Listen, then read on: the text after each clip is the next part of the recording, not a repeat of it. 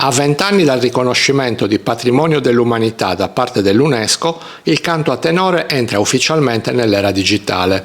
È stata presentata questa mattina la nuova app Tenores, nata dalla collaborazione tra la provincia di Nuoro e l'assessorato alla cultura della regione Sardegna, per unire l'innovazione tecnologica alle profonde radici agropastorali dell'isola. Dalla geolocalizzazione dei cori all'archivio digitale, la piattaforma svela i segreti delle 4 voci e mappa le esibizioni spontanee durante le feste della Sardegna. Grazie al contributo scientifico degli esperti, l'app non è solo un semplice archivio, ma un ponte per tutelare la spontaneità del canto e tramandare questa identità millenaria alle nuove generazioni.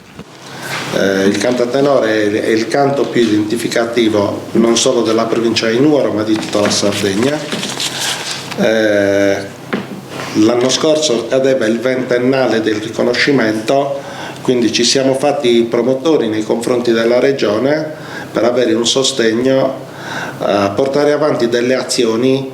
che in modo significativo possano portare avanti questa tradizione. Progetto che nasce dal fatto che nel 2025 la provincia di Nuoro e tutta la regione Sardegna, possiamo dire, appunto come ha detto il dottor Cadetto, ha festeggiato il 20ennio dal riconoscimento come patrimonio dell'UNESCO per il canto a tenore, riconoscimento appunto avvenuto nel 2005 che ha seguito nel 2008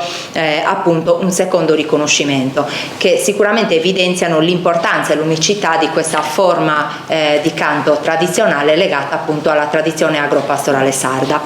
L'app che vi vogliamo presentare oggi è appunto un'applicazione mobile chiamata Tenores che prevede intanto una mappa interattiva dei diversi canti con la geolocalizzazione dei diversi comuni che hanno sempre praticato appunto questo tipo di canto, nelle schede informative dei cori che descrivono quindi la storia, il repertorio e riportano le immagini, una sezione di ascolto di brani selezionati,